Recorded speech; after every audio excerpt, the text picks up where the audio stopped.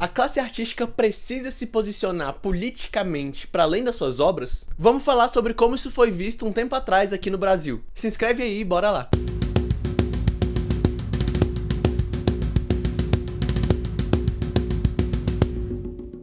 Antes de falar do nosso tópico principal, vamos entender de uma forma bastante resumida o momento em que ele estava inserido. Durante a década de 1930 no Brasil, as forças revolucionárias e progressistas tentavam de diversas formas alcançar as mudanças sociais que eles acreditavam serem necessárias. Ao mesmo tempo, o fascismo crescia no mundo e também ganhava forças por aqui, seja pelo integralismo de Plínio Salgado ou pelo interior do governo de Getúlio Vargas, que estava no poder desde 1930. Como resposta, o antifascismo também se apresentava como uma força política. Em 1933, a gente teve a Frente Única Antifascista e em 1935, a gente teve a Aliança Nacional Libertadora. Essa última tentou derrubar o governo de Getúlio Vargas através de um levante armado que fracassou. Saindo do Brasil, a gente tem que dar um pulo na Europa porque estava acontecendo uma coisa por lá que influenciou diretamente o que a gente vai falar por aqui. Ao redor do mundo, o tema da liberdade criativa e da liberdade artística se tornava cada vez mais um tema de muita relevância no debate político. Motivados por isso, aconteceu em 1935 o Congresso Internacional de Escritores em Defesa da Liberdade e da Cultura. Um dos periódicos que repercutiu sobre esse congresso aqui no Brasil foi a revista Movimento, ligada à Aliança Nacional Libertadora. Sobre o acontecimento, foi publicado o seguinte na revista: os escritores devem responder a essa ameaça do fascismo com uma atitude ativa e desassombrada. O Congresso de Escritores de Paris mostrou o caminho que deverá ser por nós trilhado. Um congresso de escritores da América Latina deve concretizar, no nosso continente, as diretrizes e o papel do escritor na luta pela liberdade de cultura, por sua ampliação e contra o fascismo e a guerra. Depois do levante de 1935 que eu comentei, o governo de Getúlio Vargas vai aumentando cada vez mais a sua repressão aos opositores e em 1937 instaura a ditadura do Estado Novo, que dura até 1945. Como eu comento nos meus outros vídeos, artistas e escritores eram muito presentes na política nessa época. O Jorge Amado, Graciliano Ramos, Cândido Portinari, Tarsila do Amaral, Pagu e vários outros foram membros do Partido Comunista e atuavam politicamente não só por meio das suas obras, mas também como candidaturas para deputados, alguns sendo eleitos, e em várias outras formas de militância política. Então a atuação deles foi muito importante tanto para conquistar corações e mentes pelo Brasil, mas também pela militância partidária. Obras como Jubiabá, Vidas Secas, Parque Industrial e Rosa do Povo são exemplos de textos que mesclam a militância política com a literatura. O mesmo pode ser dito dos operários e dos retirantes. Vários desses artistas foram perseguidos ou presos durante os anos 30, o que forçou com que eles saíssem tanto da vida pública, ou pelo menos fossem menos explícitos politicamente. Isso só vai começar a mudar no começo dos anos 40, já no finalzinho da ditadura do Estado Novo. Como um marco de uma retomada da politização, é fundada em 1942 a Associação Brasileira de Escritores. A associação lutou pela redemocratização do país durante a ditadura varguista, colocando em prática a função social dos intelectuais que vários escritores defendiam na época. Essa função social seria de atuar politicamente e estar presente no debate público. Com os escritores Aníbal Machado e Sérgio Milliet à frente, eles organizam o primeiro Congresso Nacional de Escritores. Lá eles debateram a democratização da cultura, o analfabetismo, a questão da gratuidade do sistema educacional, a liberdade de cátedra, a criação de bibliotecas e principalmente a liberdade de pensamento e de expressão. No discurso de abertura do evento, Aníbal Machado diz: "Ninguém pode fugir à sombra que o mundo lhe projeta. Nesse chão sem firmeza e por essa cena mal iluminada, atravessa o fantasma do intelectual vagamente hamletizado. Que vens fazer aqui?", perguntará o público multidão. Resolver os seus problemas ou os nossos? Exibir o seu desespero? Agravar a sua dúvida? Ou ajudar-nos a encontrar o que nos falta? Exprimir o que sofremos? Formular o que queremos? É para nos libertar ou para nos explorar que escreves? Mais de 150 escritores fizeram parte desse histórico congresso que aconteceu em 1945 no Teatro Municipal de São Paulo, organizado pela BDE. No final do evento foi aprovada e publicada a Declaração de Princípios, que defendia a legalidade democrática como garantia de completa liberdade de expressão do pensamento, da liberdade de culto, da segurança contra o temor da violência e do direito a uma existência digna. O Congresso repercutiu muito e foi essencial para a derrubada do Estado Novo. Naquele mesmo ano aconteceram eleições nacionais para o Legislativo, para o Executivo e para a Assembleia Constituinte. Os comunistas formaram maioria no antigo estado da Guanabara e tiveram uma bancada expressiva na Constituinte. Jorge Amado é eleito como deputado federal, Cândido Portinari perde por uma margem muito pequena que na época foi questionada. O organizador do Congresso, Aníbal Machado, muito menos famoso que os outros dois, teve só 15 votos na sua candidatura,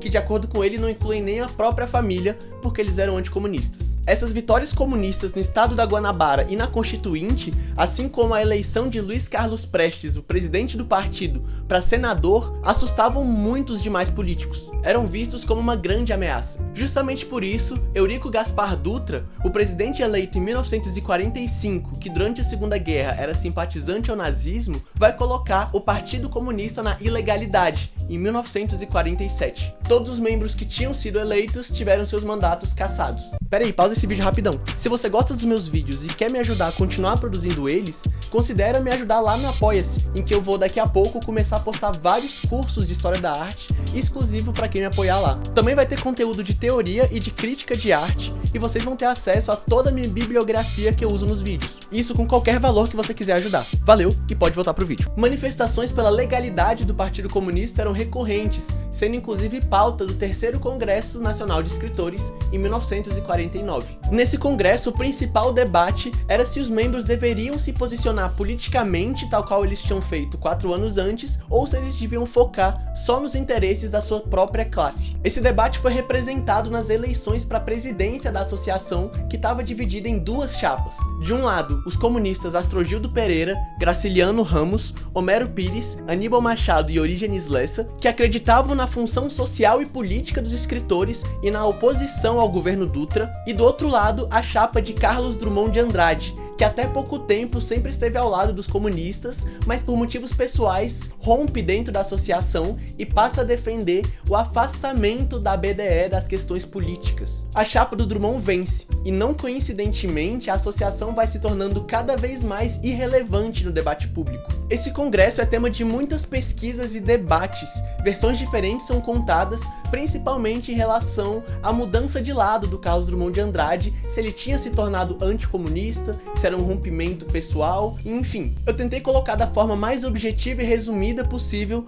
porque só esse debate daria um vídeo inteiro. Em resposta a esse enfraquecimento crescente da associação, o PCB vai organizar o primeiro Congresso Nacional de Intelectuais, no mesmo ano e cidade que aconteceria o 5º Congresso Nacional de Escritores, em 1954. Esse congresso foi representativo das novas políticas culturais do PCB, que vinha adotando cada vez mais uma política de frente ampla. Por isso, as propostas do Congresso foram menos políticas que a do Congresso de 1945. O objetivo ali era unificar o setor cultural do país em uma frente ampla. Pessoas de várias vertentes políticas estiveram presentes. As 3 principais temáticas defendidas ali foram a defesa da cultura brasileira e o estímulo ao seu desenvolvimento, o intercâmbio cultural com todos os povos. Esse tópico fazia referência ao rompimento das relações diplomáticas do Brasil com a União Soviética e os problemas éticos e profissionais dos intelectuais. Não se limitando só aos escritores, tiveram presentes ali também teatrólogos, cineastas, jornalistas, folcloristas e artistas plásticos, congregando ali os intelectuais mais representativos do país e alguns nomes do exterior. A repercussão do Congresso na mídia tentava difamar e enfraquecer o evento. Mesmo o Congresso partindo de uma proposta de frente ampla, o jornal O Globo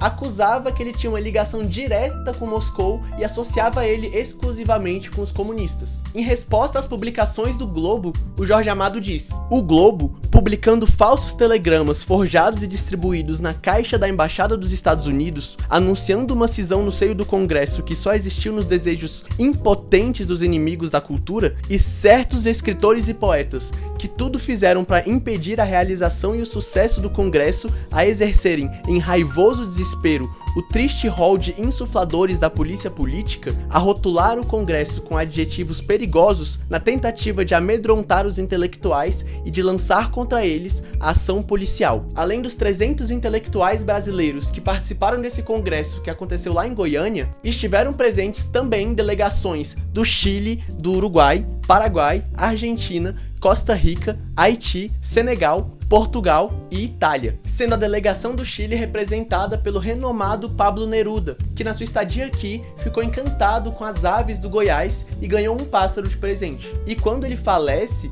o Neruda vai escrever um poema muito abalado em homenagem ao pássaro. Podem pausar para ler ele aqui.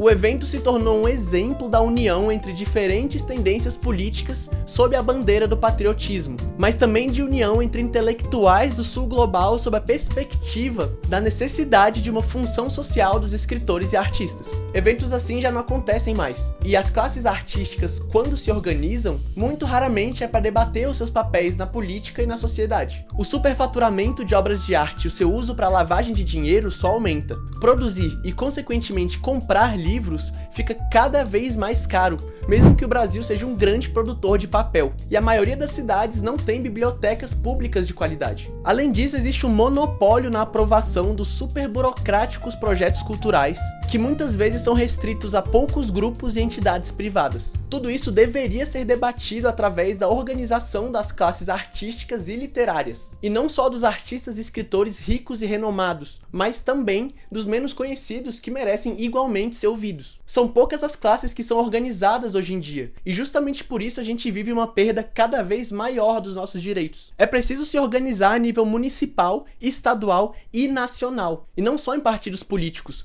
mas também em organizações que nos defendem e lutam pelos interesses daqueles que trabalham com a cultura. Como eu já disse em outros vídeos, a nossa maior arma é a organização, então se organize. Eu sou o Koba e espero que vocês tenham gostado.